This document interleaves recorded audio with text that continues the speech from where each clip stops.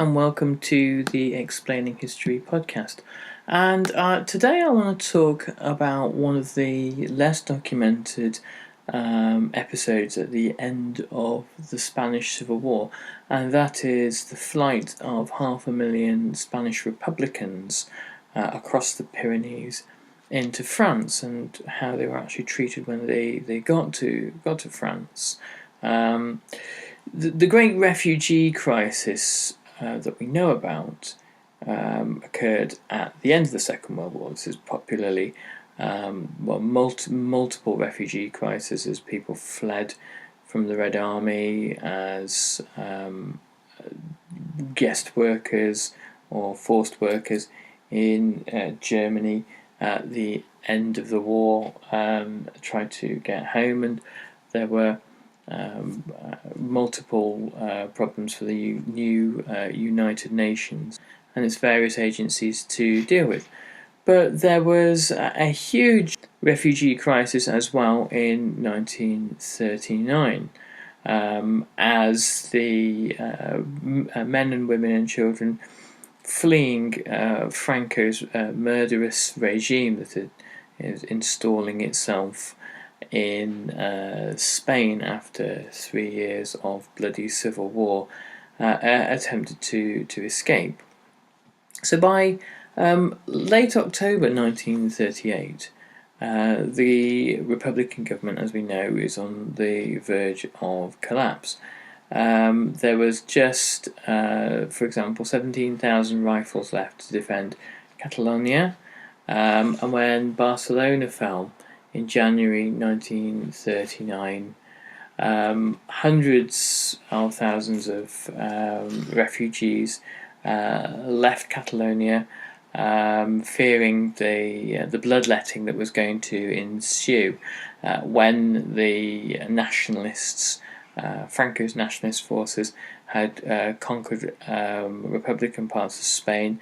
There had been mass killings, executions of Republican politicians, anyone thought to be associated with the Republican regime. So the supporters of the Republic were in no doubt about what would happen to them, and the only option was to cross the Pyrenees Mountains and hopefully find refuge in France. The journey across the Pyrenees was really just the beginnings of the problems of the Republican refugees.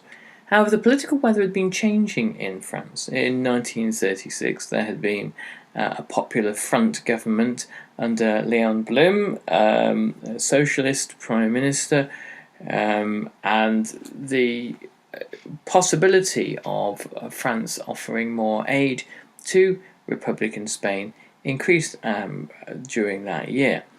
The Popular Front government mirrored Spain's own Popular Front, which had been formed in the same year, and the threat that Hitler saw to Popular Fronts, which were really just left coalitions, was immense. He saw this as being the real danger to fascism in Europe.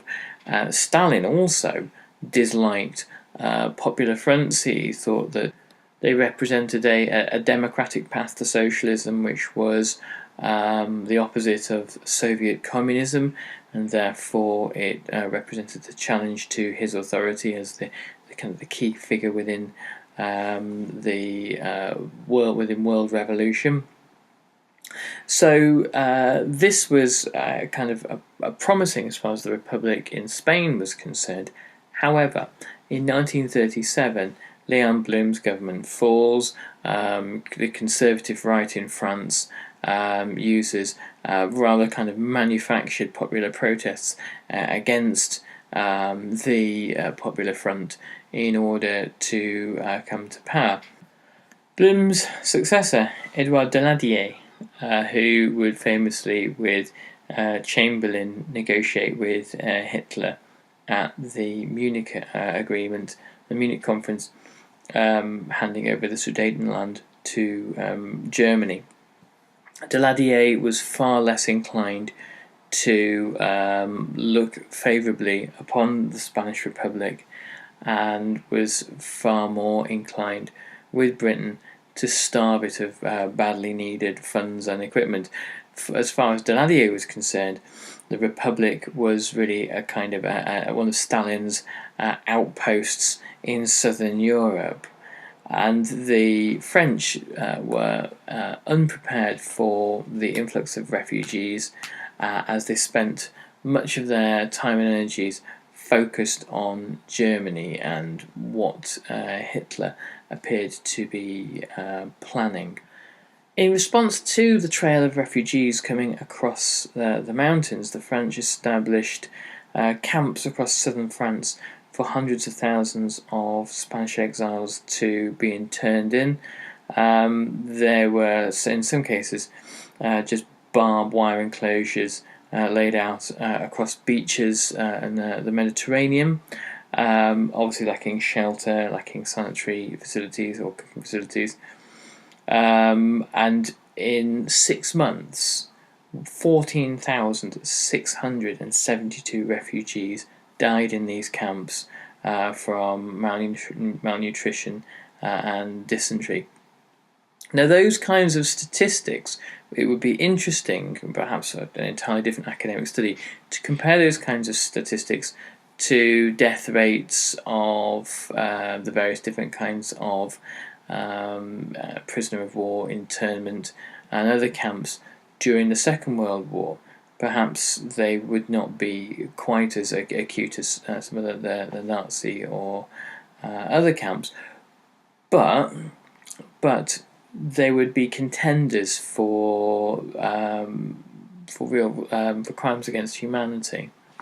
Now, in the January edition of History Today, Larry Hannand writes all about the Camp de Rivesaltes, which was a camp which was built near Perpignan. He says, built in 1938 to acclimatise troops to arid conditions, the camp was hastily reconfigured to take in Spanish refugees. For the 8,000 men, women and children in it, Rivesaltes was only a slight improvement on the exposed beaches of the camps of Saint-Sapien, Argelès-sur-Mer and the Bassares. If they lacked adequate food, accommodation and medicine, the refugees there found they had an abundance of another amenity, French guards. "We're up to our ears in gendarmes," complained one refugee. "The supervision was so pervasive and perverse that they spied on us when we had a bowel movement."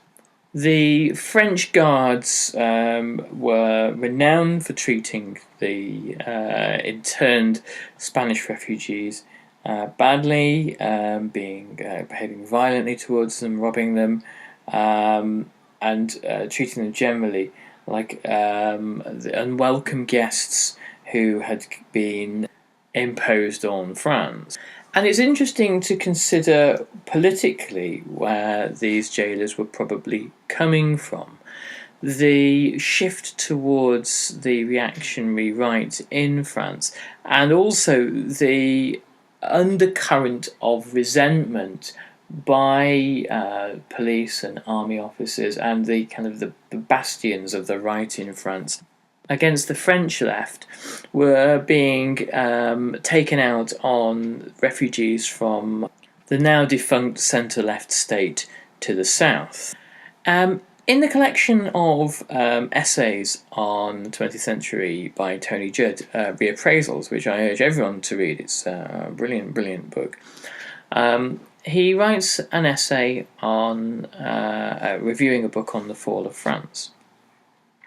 And his conclusion is that France fell in 1940 because France was already politically and ideologically divided, with a hard core of reactionary fascist sympathisers at the centre of the army. And there's a very revealing photo at the end of Hitler's campaign against France, where French generals are surrendering in a sort of almost slightly sheepish way to the Germans, looking faintly relieved that what wasn't going to happen, as had happened in 1870, was a full-scale socialist revolt in Paris.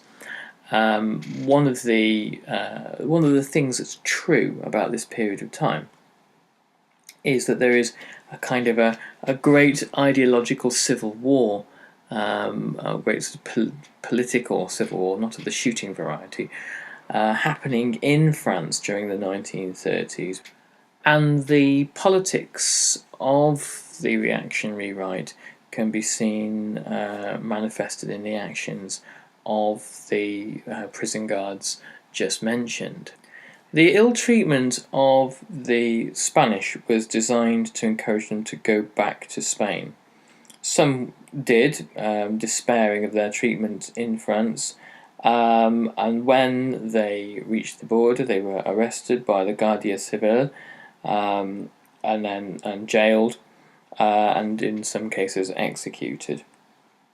By December 1939, 200,000 Spaniards and their comrades from the international brigades, about whom we'll talk more in the moment, had remained in France. So about 300,000 had eventually either died in France or gone home. Another camp at Vernay, which was just 50 kilometres from the Spanish border, contained the most renowned fighters of the international brigades, anarchists, socialists, and those who had really no home. So particularly communists from Germany and Austria. These were people for whom these people presented a huge political dilemma to France. It was unclear as to what exactly to do with them.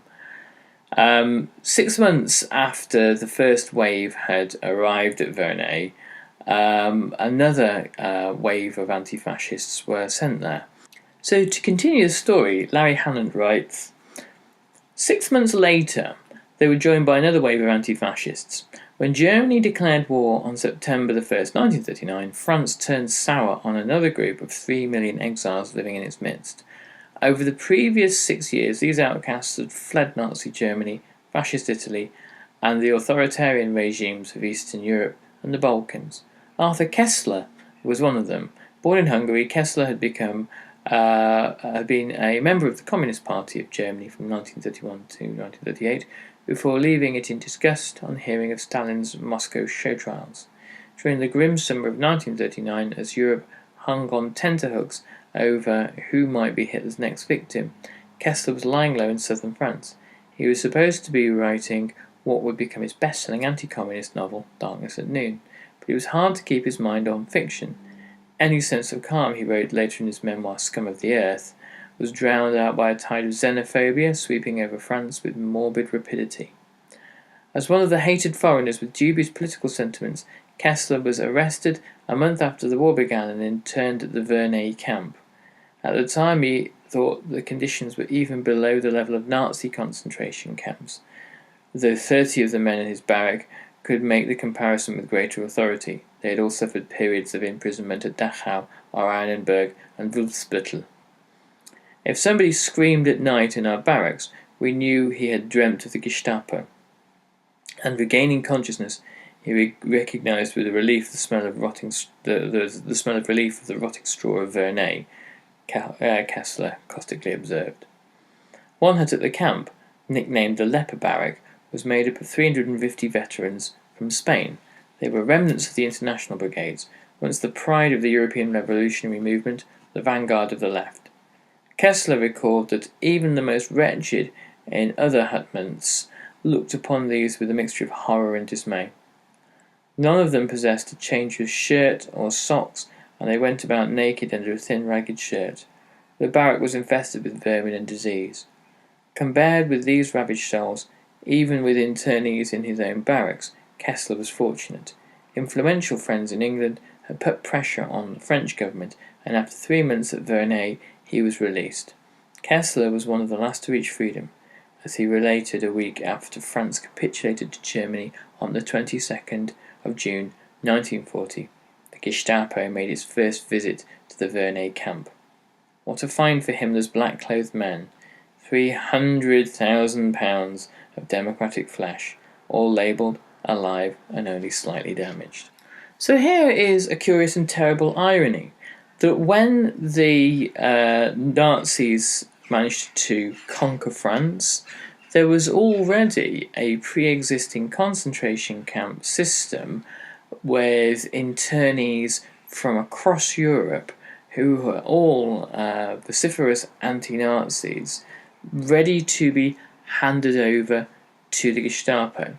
And who handed them over? Well, it wasn't the pre-existing regime of the French Third Republic. No, far from it.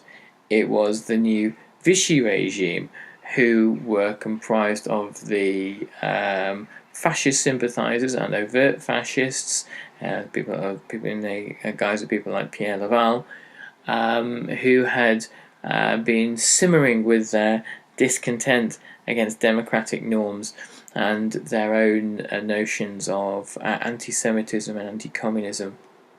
It was these people who happily embraced the Nazis and were happy to hand over the desperate internees who had been corralled in France for several years. So France's defeat meant that the camps grew, and in 1942, Marshal Philippe Pétain, the head of the Vichy regime and collaborator with the Nazis, began to participate and cooperate with the Nazi regime's final solution, the mass murder of all Europe's Jews.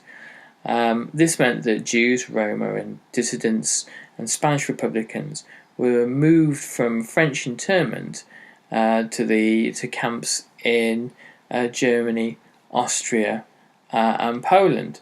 There were, for example, 5,000 deaths of Spanish Republicans at Mauthausen camp in Austria.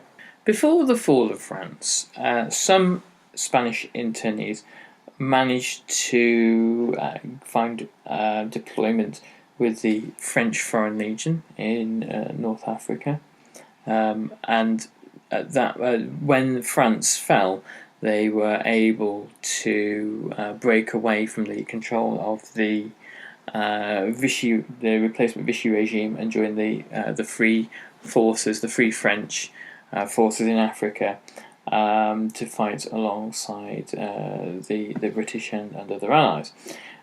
Some were able to do militarised work, sort of semi-militarised work, to help the French military before the Nazi onslaught, and were sent to build the Maginot Line, the line of fortresses along the German and Belgian border. Another thing worth mentioning is that Spanish Republicans who were used to fighting a guerrilla war against Franco, when these were the men and women who managed to evade the camps and find work outside the camps, they were part of the process of helping to create the French resistance, the Maquis, during the war. They understood sabotage, laying mines, ambushes, assassinations, that kind of thing, and were capable of becoming part of the resistance, particularly in southwestern France. At the end of the Second World War, obviously, as mentioned at the beginning, there were millions of displaced people across Europe, a majority of whom were able to return to their home countries. But in the case of Spain, this was not possible, because the one fascist dictator who'd sat out the war and survived it as a result was General Francisco Franco, who would live on until 1975. of the 500,000 Spanish refugees in France in 1939, 160,000 of them remained there until 1962. Of course, the Spanish who remained in France after the war weren't kept in camps any longer, but the camps themselves found that they gained a new lease of life in the early 1960s when France failed to hold on to Algeria, and the Algerian War of Independence came to its bloody conclusion. 90,000 Algerians loyal to France, referred to as the Harkis, were evacuated to France for fear of terrible reprisal. And Rivesaltes, the camp, was opened again. In the 2 years from 62 to 64, 20,000 former Algerian soldiers and their families were kept in conditions that the Spanish Republicans would have had bitter memories of. So France was desperate to encourage the Algerians to remain loyal to it, but obviously with typical kind of colonial dismissal and kind of chauvinistic arrogance, there was no plan for the Algerian loyalists other than internment and to be treated like the second-class citizens that they always had been treated as. And for anyone that wants to visit it, the camp at Rivesaltes is now a museum, rather reminiscent of some of the camps that I've been able to visit as a Holocaust educator across Europe in the last 10 years or so. Okay, so I'm going to finish there. Do remember, if you can support our Patreon campaign, that would be great. We do rely on donations and a trickle of ad revenue. I hope you found this useful and interesting, and I'll catch you on the next podcast. All the best, bye-bye.